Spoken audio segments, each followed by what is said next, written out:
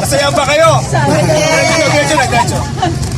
Ay biglang nagkatagpuan at pasapit ng linggo. Giliw ako'y iyong iniwan.